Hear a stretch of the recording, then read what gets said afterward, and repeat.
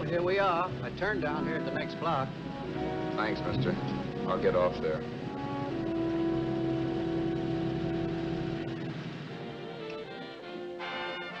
Want anything else?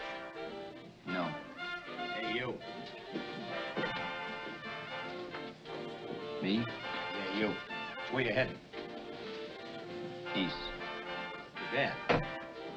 I thought if you was heading north, I might be able to help you out. I'm pushing the Salt Lake, and I don't like to ride it alone at night. I'm one of those guys that got to talk or I fall asleep. Oh, sure, my partner, he's got Lou to keep him company, but I ain't got nobody at all.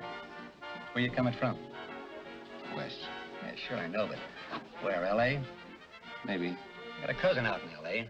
You don't say. Yeah, he's been out. So you're not much of a talker, are you? My mother taught me never to speak to strangers. Oh, a wise guy. So what? Okay, don't get sore. Just trying to be sociable, that's all.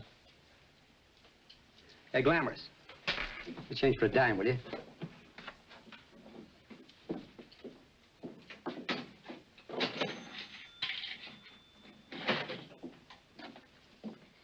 Let's have something quieter this time, Joe. My head's splitting. Is that what's wrong with it? Done with your coffee? No. And don't rush me, will you?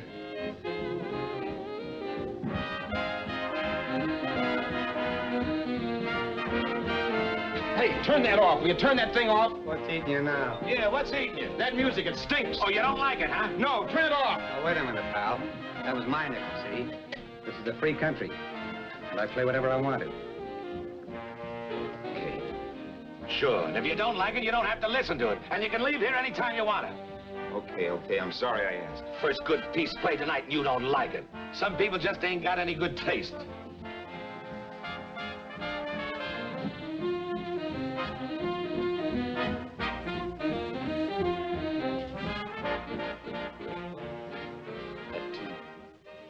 That tune. Why was there always that rotten tune? Following me around, beating in my head, never letting up. Did you ever want to forget anything? Did you ever want to cut away a piece of your memory or blot it out? You can't, you know. No matter how hard you try. You can change the scenery, but sooner or later you'll get a whiff of perfume or somebody will say a certain phrase or maybe hum something. Then you're licked again. I can't believe that you're in love with me. I used to love that song once. So did the customers back in the old Break of Dawn Club in New York. I can't remember a night when I didn't get at least 3 requests for it. Sue, she was always selling it too. Those were the days.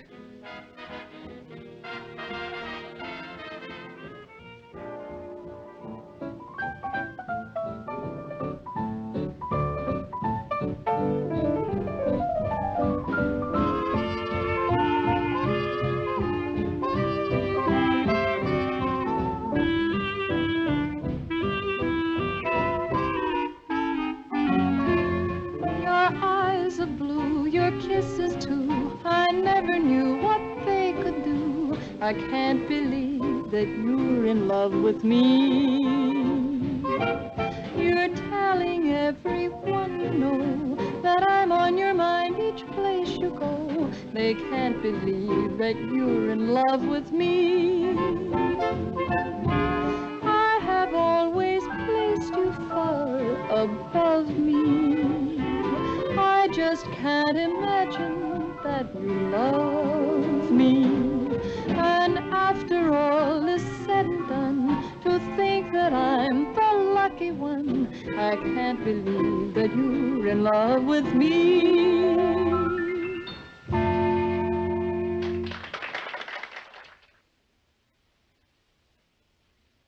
It wasn't much of a club, really. You know the kind. A joint where you could have a sandwich and a few drinks and run interference for your girl on the dance floor. I pounded the piano in there every night from 8 until the place closed up, which usually meant 4 in the morning. A good job as jobs went in those days. Then, too, there was Sue, who made working there a little like working in heaven. But how we felt about each other, well, there was nothing very unusual in that. I was an ordinary healthy guy, and she was an ordinary healthy girl. And when you add those two together, you get an ordinary healthy romance, which is the old story. Sure. But somehow, the most wonderful thing in the world.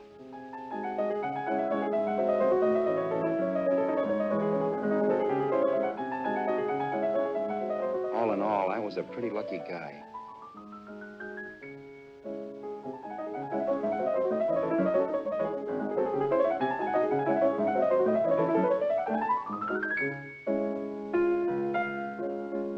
Mr. Paderewski, I presume. It's beautiful. You're going to make Carnegie Hall yet, Al? Yeah, as a janitor. I'll make my debut in the basement. I don't blame you for being bitter, darling, but you mustn't give up hope. Why, someday... Yeah, someday. If I don't get arthritis first. In the meantime, let's blow this trap.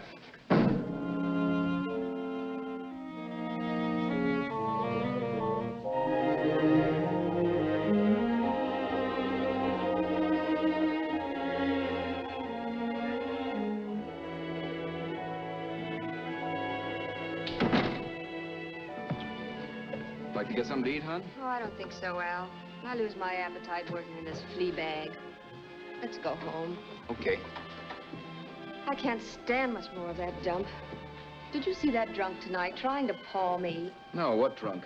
Does it matter what drunk? Say, what's the matter with you tonight, darling? That's the third time you started to tell me something and then stopped. We shouldn't have any secrets from each other, Sue. Next week, we're going to make with the ring and the license. You and me will be a team. Yes, that's right. In the Bush League. I don't get you. We've been struck out. It's a funny way to talk, darling. Don't you want to marry me? Al, look, I love you. You know I do, and I want to marry you. But? But not now. Only after we've made good. Sunday, I'm going away. Oh, I know you'll think it's silly. That's why I hesitated to tell you. But I'm going to California. I want to try my luck in Hollywood. That's the most stupid thing I ever heard of. Don't you know millions of people go out there every year and wind up polishing cuspidors? I thought you had better sense. You sound as if you don't think I have any talent. That has nothing to do with it. I'll make out all right. Maybe. But what about me? Doesn't it mean anything to you that you're busting up all our plans? We may not see each other for years? It won't be that long. I thought you loved me. I do. You know I do. Well, here we are. Al. Al, why can't you see my side of it? I'm young. We both are. And we've got all the time in the world to settle down. Really, darling, what I'm doing is the only sane thing to do. I hate the thought of being so far away from you, but we'll be together again someday. Maybe you'll decide to come out too later on. So long. Al, aren't you going to kiss me goodnight? Sure. Why not? Good night.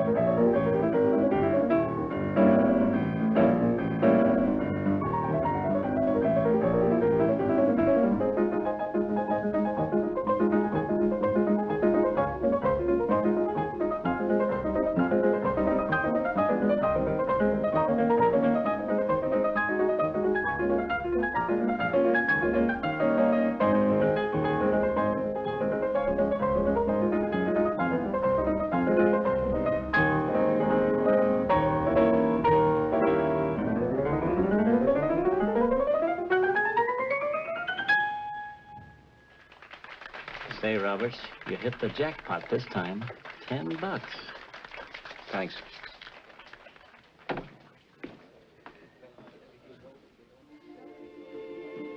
So when this drunk handed me a 10 spot after a request, I couldn't get very excited. What was it, I asked myself? A piece of paper crawling with germs. Couldn't buy anything I wanted. It couldn't... Then I thought of something.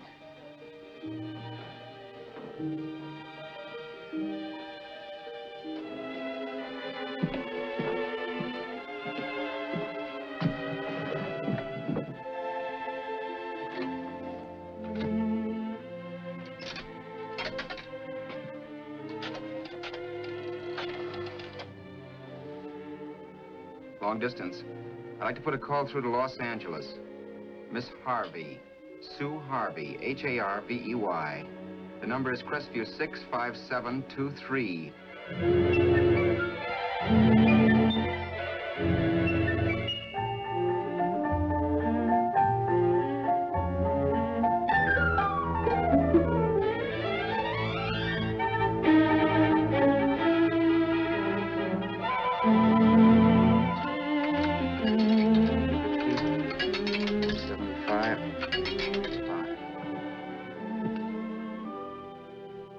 Hello, Sue?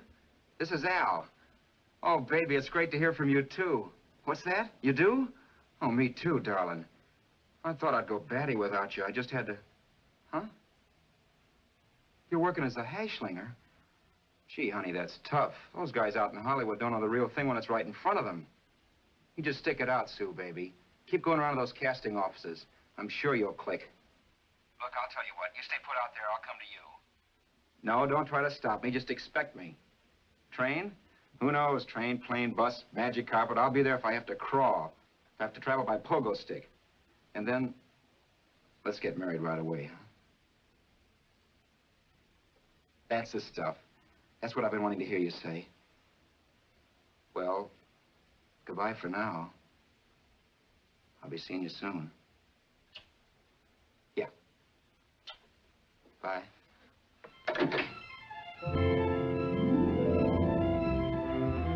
The only way I could cross country was to thumb rides. For even after hawking everything, I only had enough money to eat. Money.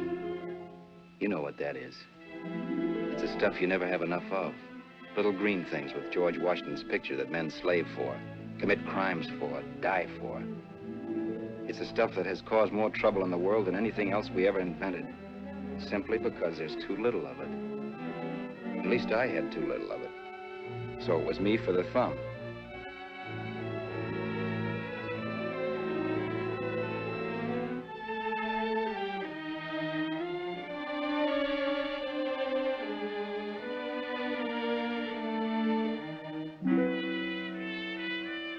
Ever done any hitchhiking? It's not much fun, believe me. Oh, yeah, I know all about how it's an education, how you get to meet a lot of people and all that. But me, from now on, I'll take my education in college, or in PS 62, or I'll send $1.98 in stamps for 10 easy lessons.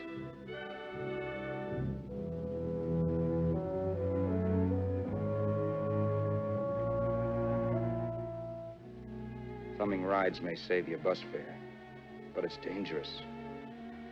You never know what's in store for you when you hear the squeal of brakes.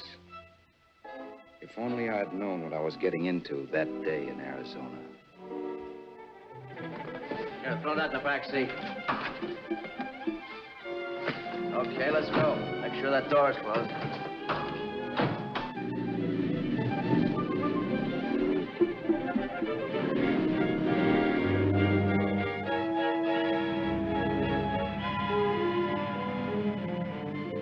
You know, Emily Post ought to write a book of rules for guys thumbing rides. Because as it is now, you never know what's right and what's wrong. We rode along for a little while, neither one of us saying anything. I was glad of that. I never know what to say to strange people driving cars. Then, too, you can never tell if a guy wants to talk. A lot of rides have been cut short because of a big mouth. So I kept my mouth shut until he started opening up. Hand me that little box, the compartment, will you, pal?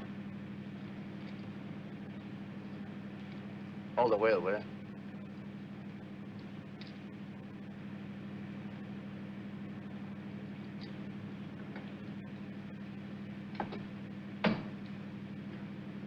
How far are you going? L.A. Wow, you're really traveling, aren't you? Yeah, but I don't expect to make it for a couple of years at the rate I've been promoting rides. Not much luck, huh? Sure, all bad. Not many people stop for a guy these days. Afraid of a stick-up, maybe. Well, you can't blame him. Where you coming from? New York? Well, New York. You're in luck this time.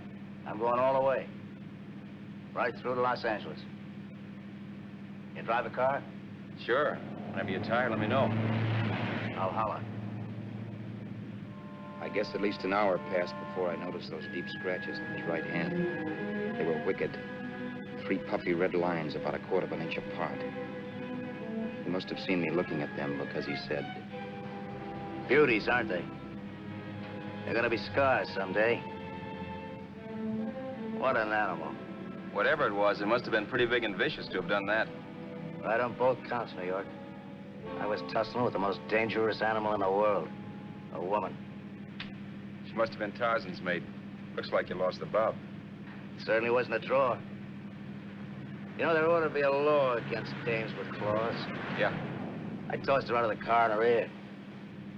Was I wrong? Give a lift to a tomato, you expect her to be nice, don't you? Yeah.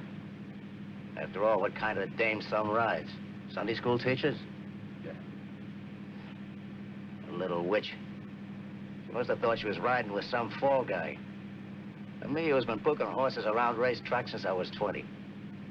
I've known a million dames like her. 2 million. Yeah. Stopped the car, opened the door. Take it on the Arthur Duffy sister, I told her. That's the stuff. As I was done, huh? But if you want to see a real scar, brother, get a load of this. What? I got that one, Detour. Dooley? Yeah, we're just kidding, of course.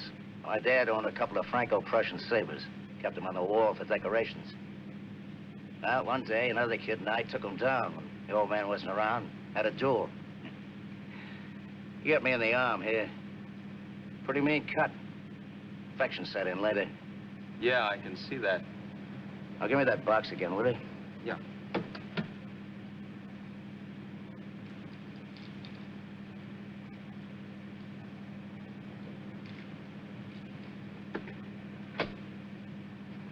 Pain made me lose my head, I guess. Began slashing. Before I knew it, I'd put the other kid's eye out. That was tough. Well, it was just an accident, of course. But you know how kids are. I got scared and decided I was going to run away from home. Old man almost caught me when I was packing my duds. The bloody rag I had wrapped around my wrist hadn't caught his attention. You've seen the bundle for sure. But I beat it when he was phoning for a doctor. That was 15, 16 years ago. I haven't been home since. Pull in there for a bite or something, huh? A bite or something. Brother, was I hungry. I hadn't had anything in my stomach for hours. Yet even with that gnawing in the pit of my belly, I didn't want to be in too big a rush to put on the feed bag. First, I had to make sure this guy knew the score. If I got him down on me, it was goodbye ticket to Hollywood. I'll wait out here for you, mister. If it's the money, don't worry about paying for it. This time it's on me. Well, that's white of you, Mr. Haskell, think nothing of it. You make your first million, maybe you can do the same for me. Come on, New York. I gotta make the West Coast by Wednesday. There's a horse running at Santa Anita named Pirate Bicycle. Means sell to me if I'm on him. We'll make it all right. He did most of the talking during the half hour we were in the place. I ate. He rambled on about his old man, whom we hadn't heard from since he ran away as a kid. And how he happened to become a bookie. And then all about how he got rooked in Miami. One race, 38 grand. They cleaned out my book. How do you like that? That was tough luck. Yeah, and I'm supposed to be the smart guy. Well, you just wait. I'm going back to Florida next season with all kinds of jack. And you watch those stinkers run for cover. Want anything else? No, thanks. I've had plenty.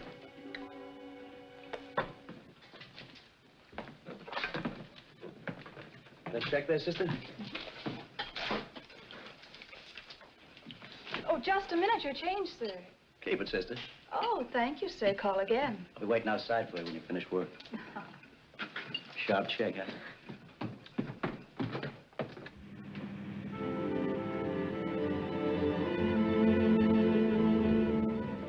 all that night while Haskell slept like a log. After a while, I began to get sleepy myself. I was happy, though. Soon I'd be with Sue again. The long trip was practically over, and there'd be no more hoofing it down the concrete. I began to think of the future, which couldn't have been brighter if I'd embroidered it with neon lights. It was nice to think of Sue shooting to the top. It's amazing what a full belly can do to your imagination.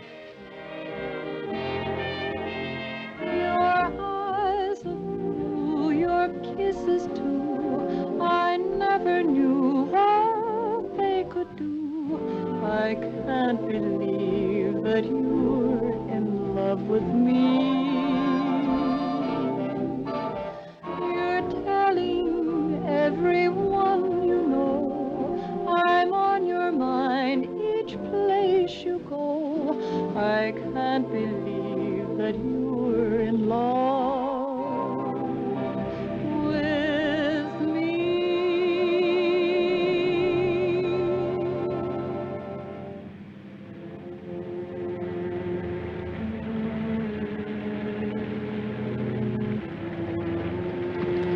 Mr. Haskell. Mr. Haskell. Mr. Haskell, wake up. It's raining. Don't you think we ought to stop and put up the top?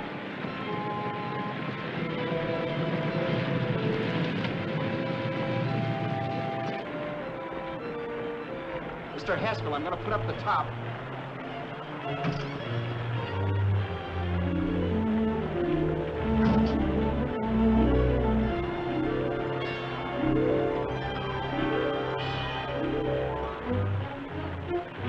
Up until then, I'd done things my way. But from then on, something else stepped in and shunted me off to a different destination than the one I had picked for myself. For when I pulled open that door... Mr. Haskell, what's the matter? Are you hurt? Are you hurt, Mr. Haskell? Start your sermon. I'll listen to it. But I know what you're going to hand me even before you open your mouths. You're going to tell me you don't believe my story of how Haskell died and give me that don't make me laugh expression on your smug faces. I saw it once he was dead, and I was in for it. Who would believe he fell out of the car? Why, if Haskell came too, which of course he couldn't, even he would swear I conked him over the head for his dough. Yes, I was in for it. Instinct told me to run, but then I realized it was hopeless. There were lots of people back down the road who could identify me. That gas station guy and the waitress. I would be in a worse spot then, trying to explain why I beat it. The next possibility was to sit tight and tell the truth when the cops came. But that would be crazy. They'd laugh at the truth. And I'd have my head in a noose. So what else was there to do but hide the body and get away in the car? I couldn't leave the car there with him in the gully. That would be like erecting a tombstone.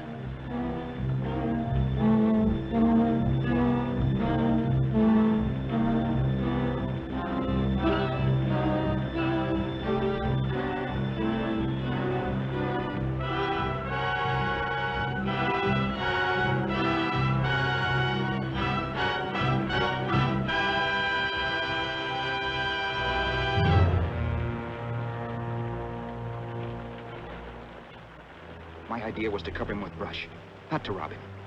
But then I remembered that even if I only drove the car for 100 miles or so, I would need money for gas. Besides, it was stupid of me to leave all that money on a dead man. Not only that, I'd have to take his driver's license in case I was stopped for something. I didn't like to think about it, but by that time I'd done just what the police would say I did, even if I didn't. My clothes. The owner of such an expensive car would never be wearing them. Some cop might pull me in on suspicion.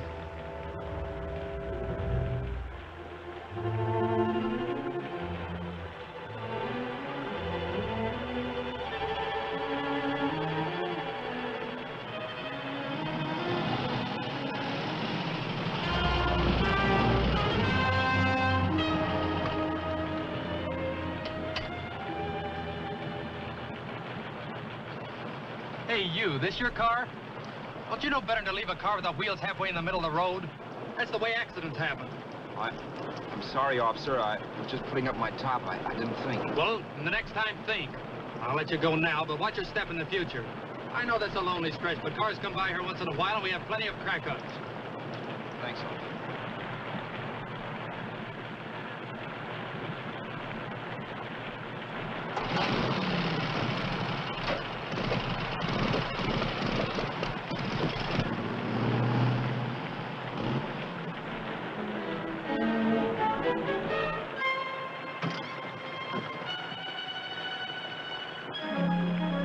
I left nothing in the car to give me away as Roberts. If they found a dead man in the gully now, it would be me.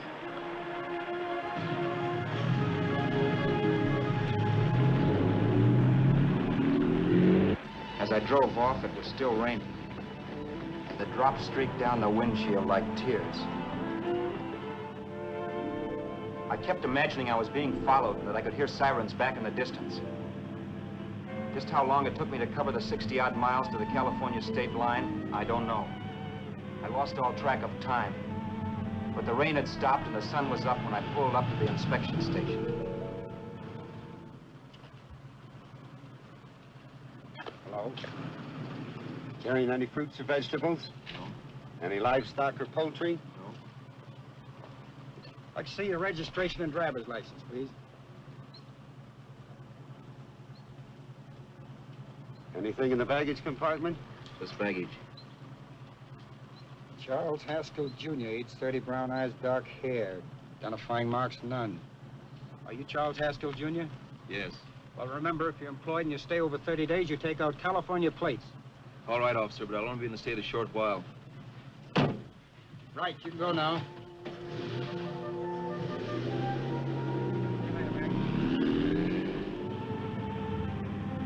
I couldn't drive any farther without some sleep. Cops or no cops, I knew I had to hit the hay and hit it hard. I was dead tired.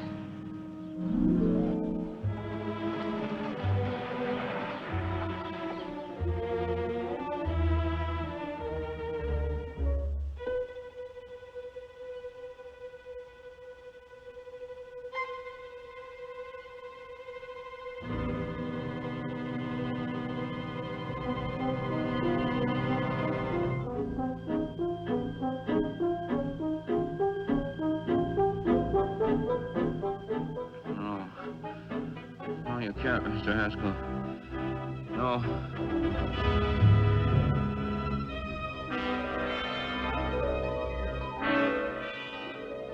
Mr. Haskell, you can't die. Don't think I did it. No, Mr. Haskell. No. No.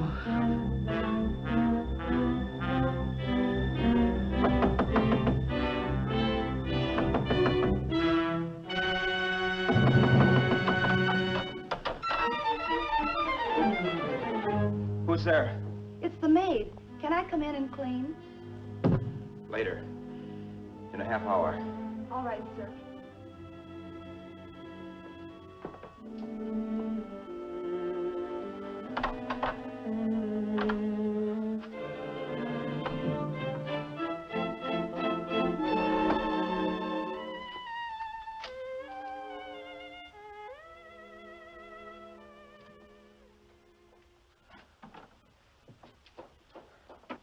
There was no time to lose. Every minute I had to be Charles Haskell was dangerous. And I'd have to be Charles Haskell until I got to some city where I could leave the car and be swallowed up.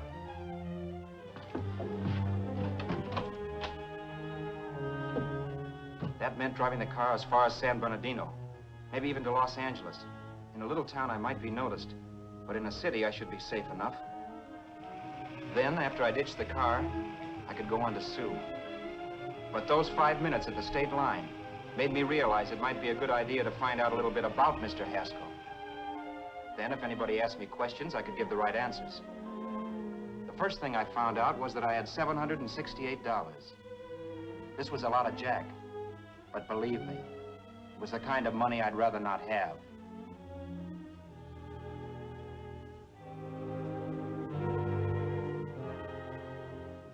And then I found out from a letter Haskell was carting around in his bag that he wasn't the open-handed, easygoing big shot who went around buying dinners for strange hitchhikers.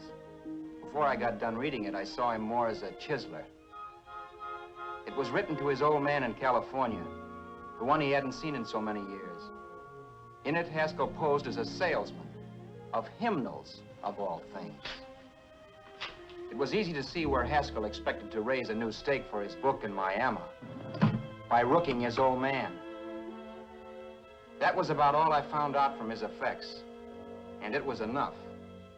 I told myself maybe old man Haskell was lucky his son kicked off. He would never know it, but it saved him from taking a flyer in Sacred Literature Preferred.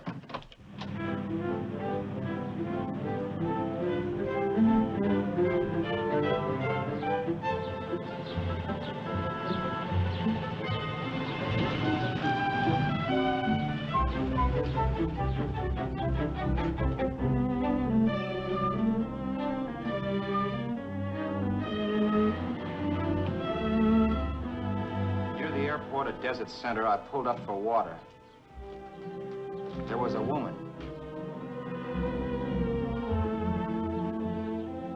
Hey, you! Come on if you want to ride.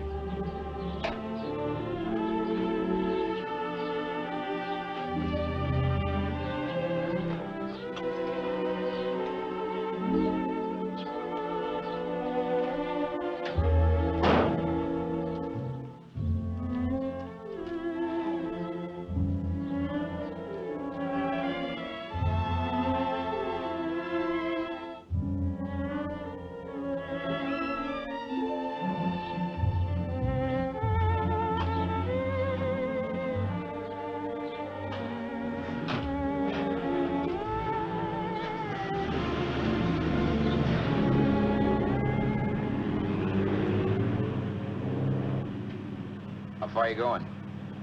How far are you going? That took me by surprise, and I turned my head to look her over. She was facing straight ahead, so I couldn't see her eyes. But she was young, not more than 24.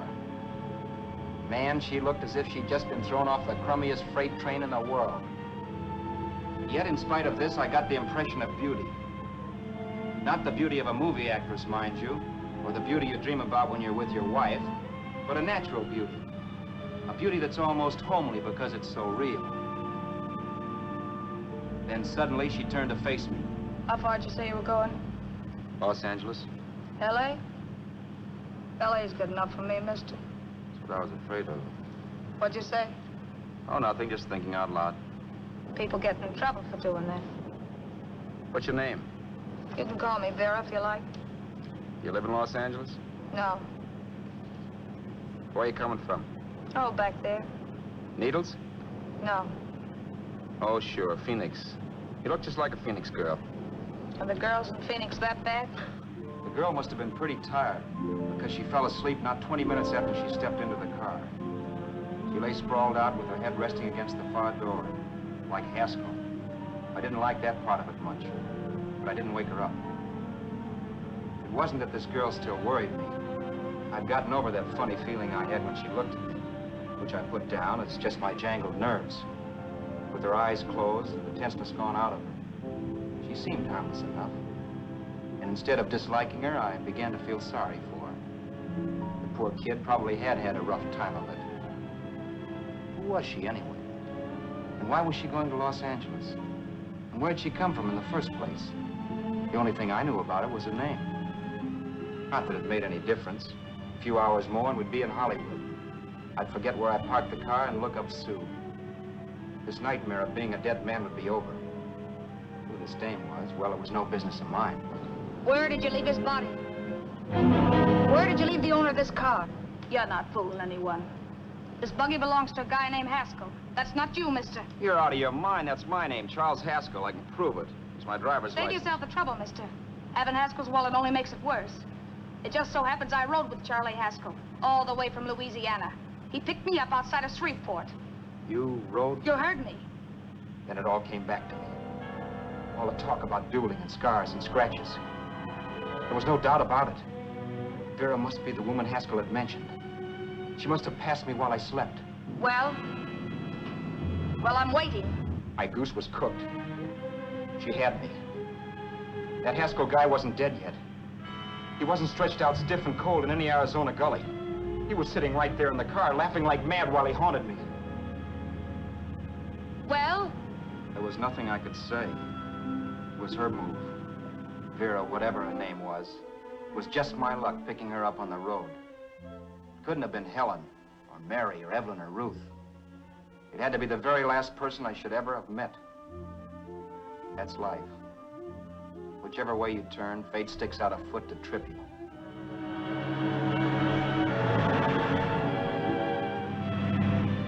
everything, but she didn't believe my story. I should have saved my breath. That's the greatest cock and bull story I ever heard. So he fell out of his car. Say, who do you think you're talking to, a hick? Listen, mister, I've been around, and I know a wrong guy when I see one. What'd you do, kiss him with a wrench? Now, wait a minute. What I told you was true. You see, that's why I had to do it. You think I killed him. Well, the cops would have thought so, too. Yeah, well, maybe they still think so. What makes you so sure I'll shut up about this? Vera, I'm innocent. Give me a break, will you? It won't do me any good having you pinched. The cops are no friends of mine. Now, if there was a reward, but there isn't. Thanks. Don't thank me yet. I'm not through with you by a long shot. Let's see that roll.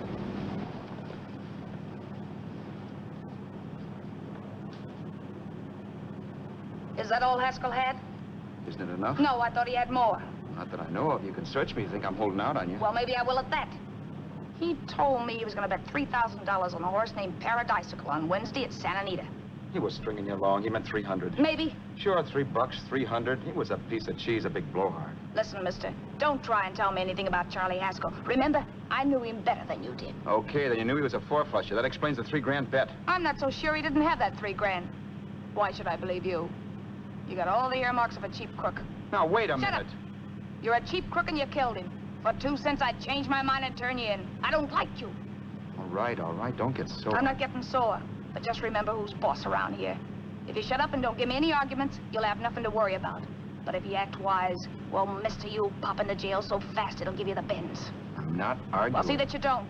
You know, as crooked as you look, I'd hate to see a fella as young as you wind up sniffing that perfume that Arizona hands out free to murderers. I'm not a murderer. Of course you're not. Haskell knocked his own head off. He fell, that's how it happened, just like I told you. Sure, and then he made you a present of his belongings. I explained why I had to do skip that. it. Doesn't make a difference one way or another. I'm not a mourner. I liked Haskell even less than I like you. Yeah, I saw what you did to him. What do you mean? Well, scratches on his wrist. Sure, I scratched him. I'll say you did. So your idea was to drive the car a little way, maybe into San Bernardino, and then leave it. You weren't gonna sell it? Sell it? You think I'm crazy? Somebody else's car? See, all I want to do is leave it somewhere and forget I ever saw it. Not only don't you have any scruples, you don't have any brains. I don't get you. Maybe it's a good thing you met me. You'd have got yourself caught, sure. Why, you dope. Don't you know a deserted automobile always rates an investigation? Huh? Look, the cops find a car. Then they get curious. They wonder where the owner is. So, all right, they don't trace Haskell. They trace you. I never thought of that. The only safe way to get rid of the car is to sell it to a dealer. Get it registered under a new name. Say, stop at the next store. I want to get a bottle and do some shopping before we hit L.A. Okay. As soon as we find a place, I'll drop you off and pick you up later. Nothing doing. You're coming in, too. From now on, you and I are like the Siamese twins. Have it your way. But I don't get the point. The point is, I don't want you to get lost. I'm not going to beat it if that's what you're afraid of. I'll say you're not. Well, I'm going to see that you sell this car so you don't get caught. Thanks. Of course, your interest wouldn't be financial, would it? You wouldn't want a small percentage of the profits. Well, now that you insist, how can I refuse? 100% will do. Fine. I'm relieved. I thought for a moment you were going to take it all. I don't want to be a hog. A few hours later, we were in Hollywood. I was recognizing places Sue had written about. It struck me that far from being at the end of the trip, there was a greater distance between Sue and me than when I started out. Vera wasn't kidding with that Siamese twins crack. She rented a little apartment as Mrs. Charles Haskell. When I objected to this, she explained that it was on account of the car. A dealer might think something was funny if he called and found we were using different names.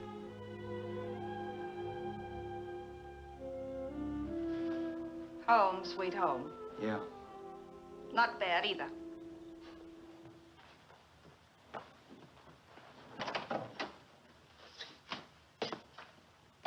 In case there's any doubt in your mind, I'll take the bedroom. Yeah. Sure is stuffy in here.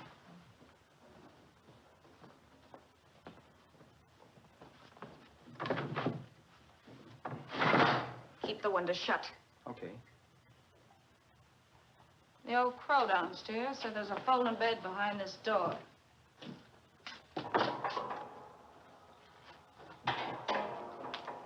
You know how to work it? I invented it. Some joint. One can't have everything.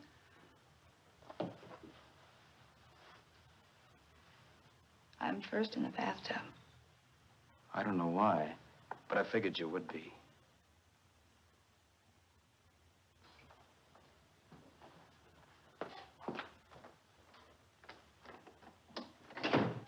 Boy, oh boy. It sure feels good to be clean again. I must be 10 pounds lighter. You must be.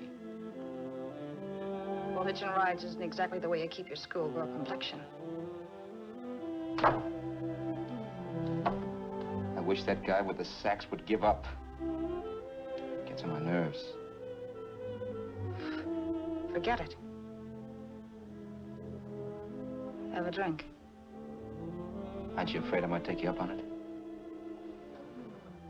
If I didn't want to give you a drink, I wouldn't have offered it. Why be a sorehead, Roberts? You got yourself into this thing. You should be grateful I'm not turning you in. Why, if I wasn't regular, you'd be in the pen this minute, being photographed, fingerprinted, and being pushed around by the cops. So cheer up. Get rid of that long puss. Or is your conscience bothering you?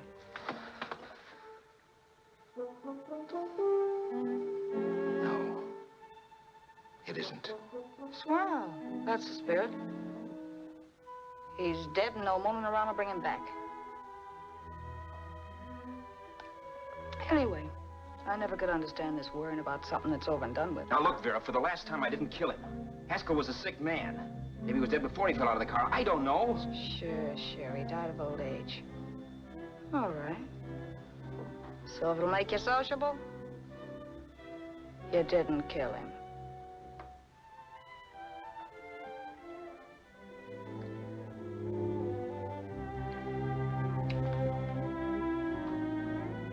Thanks.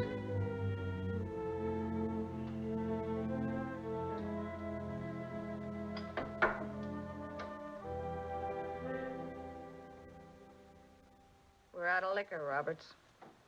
Yeah. Too bad. I felt like getting tight tonight. Well, I think you succeeded. Am I tight? As a prima donna's corset. That's good. I wanted to get tight. Why? What have you got to get tight about? Oh, I don't know. A few things. Huh. You should have my worries. If I had your troubles, I'd stay sober. And I've got the key to that door. Yeah.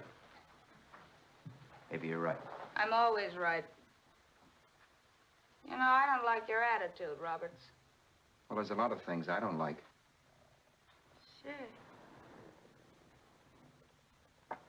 But life's like a ball game. You gotta take a swing at whatever comes along before you wake up and find it's the ninth inning. I bet you read that somewhere. That's the trouble with you, Roberts. All you do is bellyache. Instead of taking it easy and, well, trying to make the best of things. But maybe that's what's wrong with the whole world. Get the professor. People knock themselves out trying to buck fate. Now, take you, for instance. You're lucky to be alive. Why, suppose Haskell had pulled open your door. You'd be playing a harp now. Think of that. You think of it. I'm tired of thinking. There's plenty of people dying this minute. I would give anything to trade places with you. I know what I'm talking about. I'm not so sure. At least they know they're done for. They don't have to sweat blood wondering if they are. Your philosophy stinks, pal. We all know we're going to kick off someday. It's only a question of when. But what's got us on this subject anyway? We'll be discussing politics next. Yeah. Where'd you hide the butts? On the table, sucker.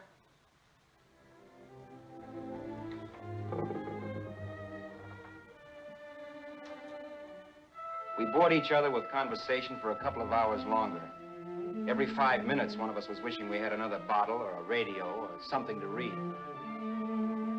Then finally, we ran out of chatter.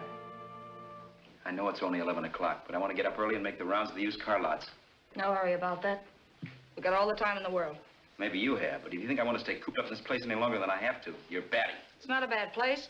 Pay plenty for diggings like this in New York. I wouldn't like it if it was the Ritz.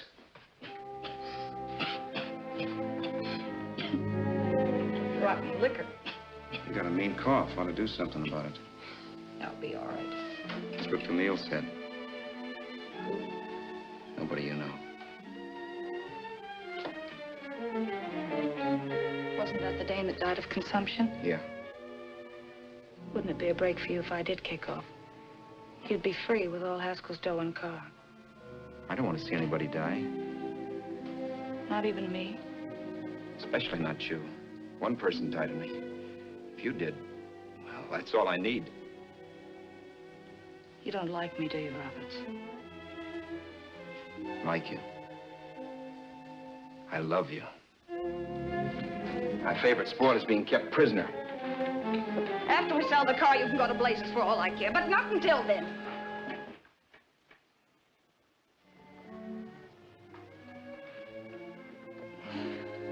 I'm going to bed.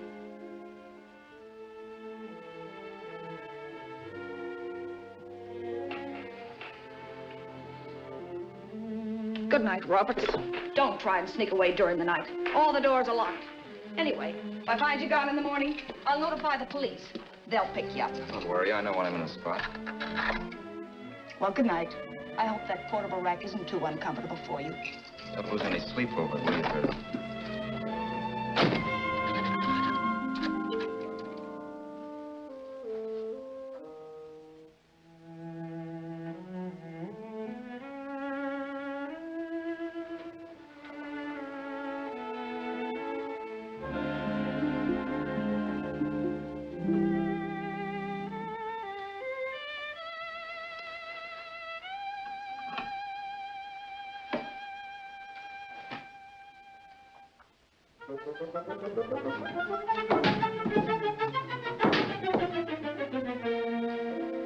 Crestview.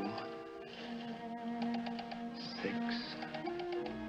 5, 7, 2, 3. Hello? Hello? Hello? Hello?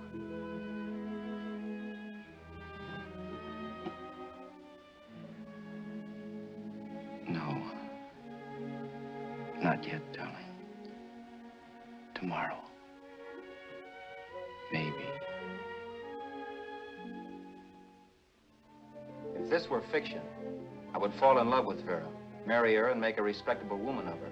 Or else she'd make some supreme Class A sacrifice for me and die. Sue and I would bawl a little over her grave and make some crack about there's good in all of us. But Vera, unfortunately, was just as rotten in the morning as she'd been the night before. All right, I'm coming. Look, Vera, it's almost noon. So what? The dealers will be there all day? I'll be there all year, too, but that doesn't mean I'm going to wait that long. Shut up. You're making noises like a husband. Well, do I rate a whistle? You sure do, but let's go. Let's go, let's go. I spent $85 and 2 hours preparing bait, and all you can say is let's go. Come on.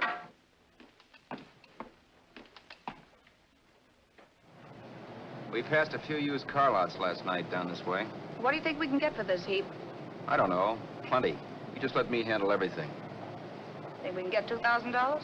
I don't know, but don't worry. I'll squeeze as much out of this guy as I can. If I let it go cheap without a fight, he might think we've stolen the car. And listen, don't make any slips and call me Roberts. That'll cook us. I don't need you to tell me that. You better just sit by and keep your mouth closed. Remember, we're both in the soup if anything happens. Forget it and drive. You're my wife, Vera Haskell. Look, after the deal's closed, let's go back to that place on Hollywood Boulevard where I saw the fur jacket. I want to buy it. After the deal's closed, I'm saying goodbye to you. That's right, I forgot. I guess I'm getting kind of used to you. Well, that's a habit you can start breaking. Let's try this place in the middle of the block.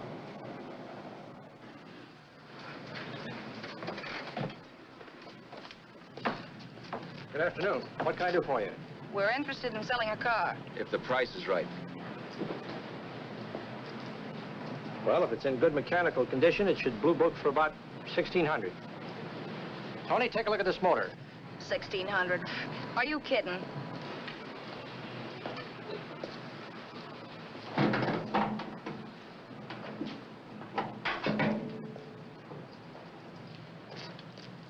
Well, maybe $1,850.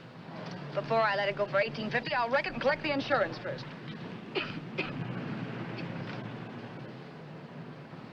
Lady, this motor's seen a lot of driving.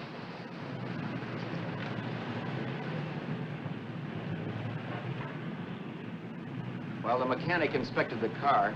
We haggled. At last, when we were all worn out, we hit a compromise. His price. Okay, it's a deal.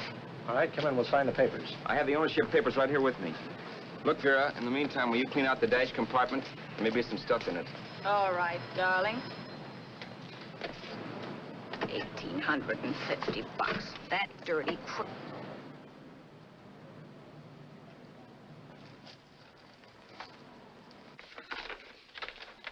New York, huh? Yeah. But you bought the car in Miami. Yeah. Well, now let's see about the insurance. We can either have it transferred or canceled. What kind of insurance do you have, Mr. Haskell? Well, aren't all the papers there? I don't see any. Surely you know what type of insurance you carry in the car. The name of the company? Yeah, but, Well, if you'll just tell me the name of the company, I'd be very glad to take care of all the details. well, Did you sign the papers yet? not yet. Well, don't. We're not selling the car. Oh, wait a minute, Miss Haskell. Come on, darling. What's the matter? You changed your mind? Yes, I'm sorry. I guess I have. But, Vera... Let's go.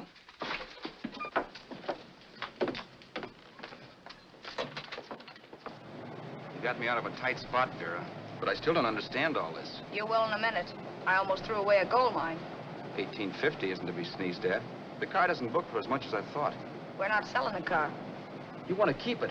Now, wait a minute, Vera. You said yourself I wouldn't be safe until the car was in someone else's name. I'd like to be free of this mess when I go. That's just it, Roberts. You're not going.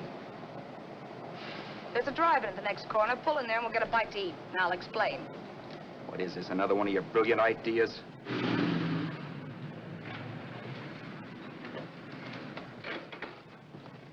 Oh, may I take your order? Make mine a ham sandwich and coffee. And for you, sir? Oh, I don't care. The same. Thank you.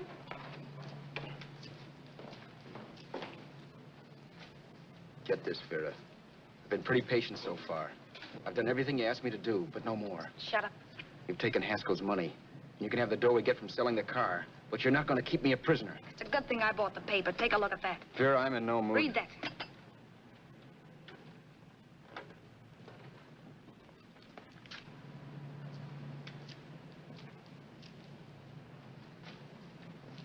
No. Yes. No, I won't do it. Yes, you will. You think I'm crazy? It's impossible, I tell you. Excuse me.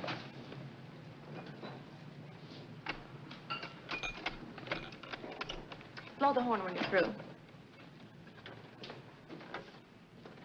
No one could possibly get away with an act like that. It'd be wise to me in a minute. Don't be yellow. You look enough like him. The same coloring and the same build.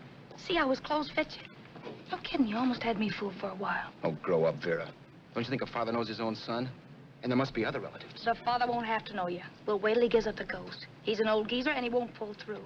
And as far as other relatives are concerned, they haven't seen you in 15 or 20 years.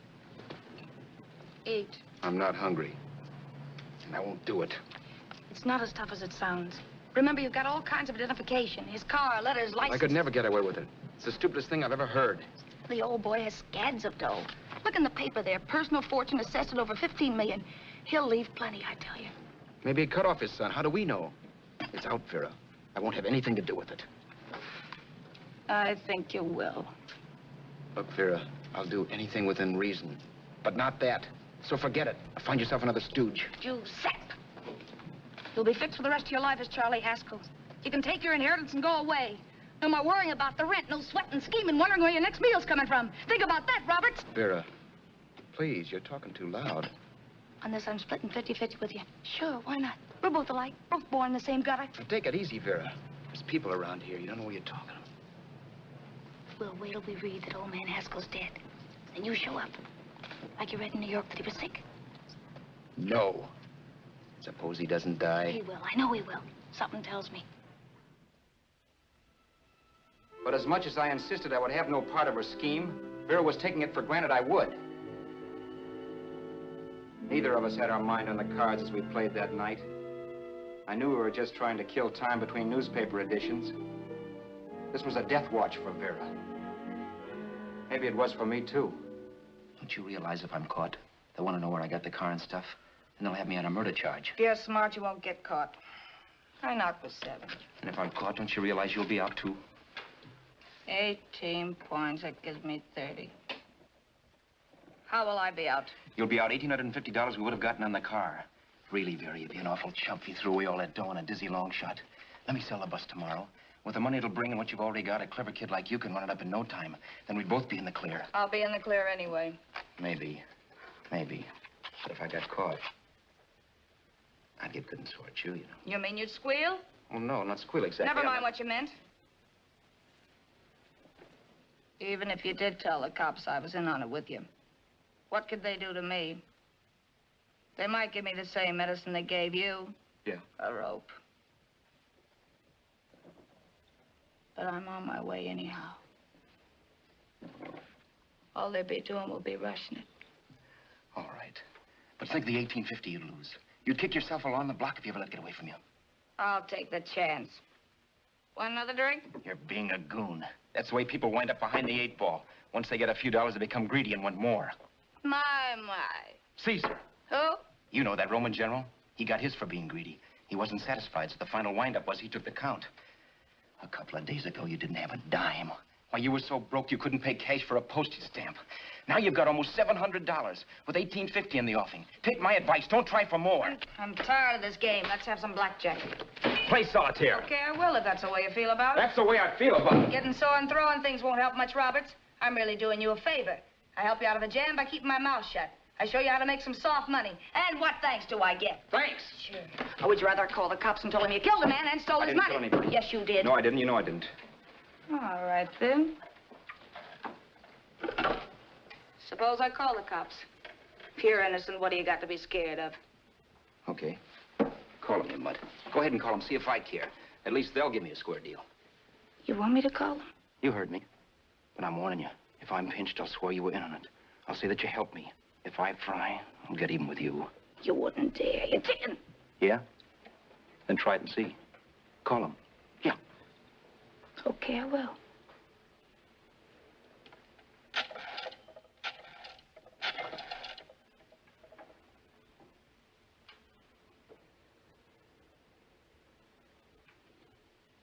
Information?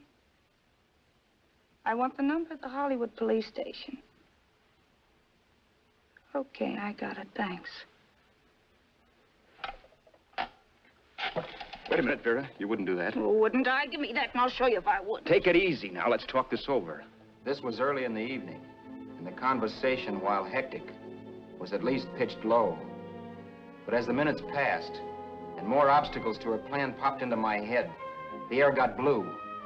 Each word coming from our lips cracked like a whip. I reminded her that as Charles Haskell, I didn't even know my mother's name, where I'd gone to school, the name of my best friend, whether I had an Aunt Emma or not, my religion, and if I'd ever owned a dog. I didn't even know what my middle initial stood for. I also pointed out that the real Haskell had a scar on his forearm. His people never saw that scar. He told me he ran away right after putting out the kid's eye. Yeah, but his father knew he was cut. It'd have to be some kind of a mark. So what? The old man's dead, or will be. I hope by tomorrow morning's papers. Anyway, you could cut yourself a little, couldn't you? Boy, for that kind of dough, I'd let you cut my leg off. You're drunk and you're crazy mad, Vera. Turn me in if you want to, but I won't get mixed up in this. Besides, how do we know? Haskell was such a phony. Maybe he wasn't the man's son at all. Maybe he just dreamed it up. Well, dream it or not, you won't be dreaming when the law taps you on the shoulder. There's a cute little gas chamber waiting for you, Roberts. And I hear extradition to Arizona's a cinch. Where's that phone? Vera! Leave me alone. Vera! Here. I want a phone. Call police. I hate you yellow stinker. You leave me alone. I'll let you alone when you promise to leave the phone where it is. You're drunk. You don't know what you're doing. You're hurting me. Will you promise? All right.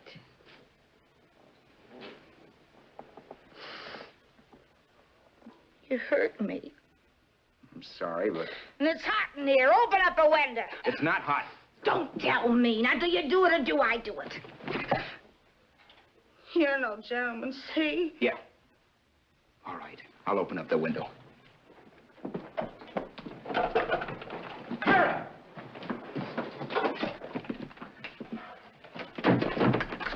Vera, open the door. Please open the door. Vera, open the door. Don't use the phone. Listen to me. I don't like you, Roberts. You're no gentleman, see? You hurt my hand, and I'm going to get even with you. If you don't open the door, I'm going to kick it down, Vera. Vera, don't call the cops. Listen to me. I'll do anything you say. Vera, let me in. I'll break the phone.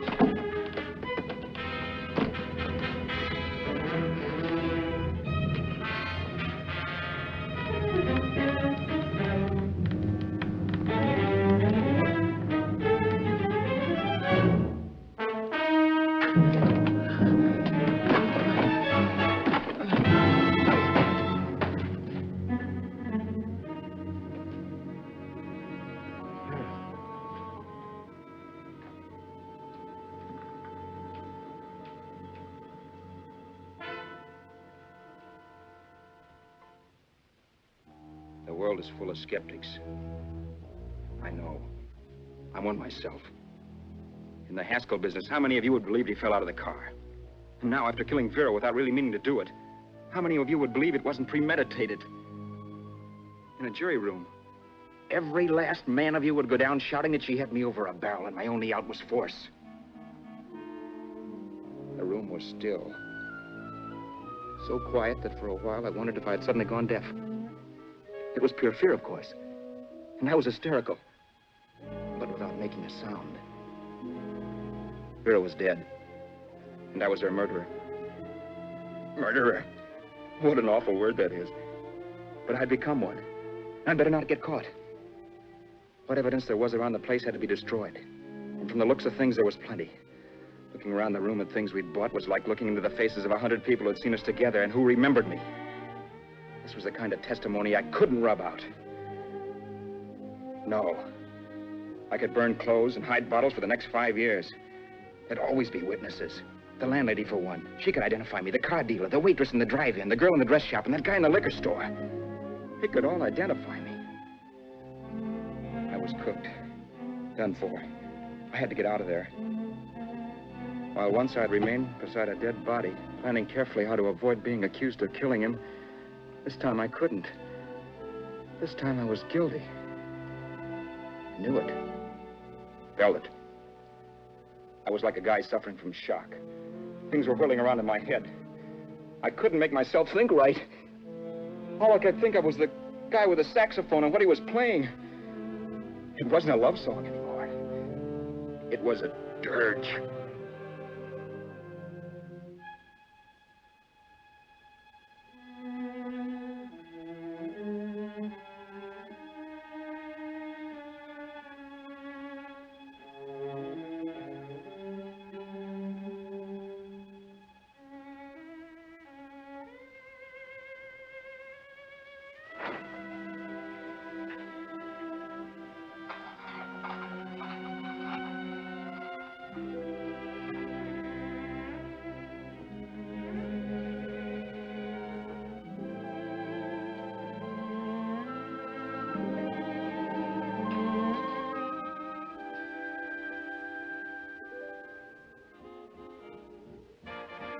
My problems weren't solved. I had to stay away from New York for all time because Al Roberts was listed as dead and had to stay dead. And I could never go back to Hollywood. Someone might recognize me as Haskell. Then, too, there was Sue. I could never go to her with a thing like this hanging over my head. All I could do was pray she'd be happy.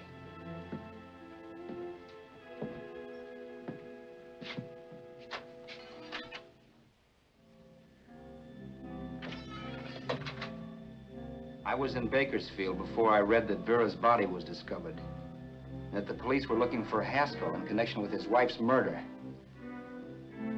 Isn't that a laugh? Haskell got me into this mess, and Haskell was getting me out of it. The police were searching for a dead man. I keep trying to forget what happened and wonder what my life might have been if that car of Haskell's hadn't stopped. But one thing I don't have to wonder about. I know. Someday a car will stop to pick me up that I never thumbed.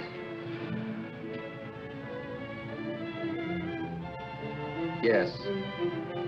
Fate, or some mysterious force, can put the finger on you or me for no good reason at all.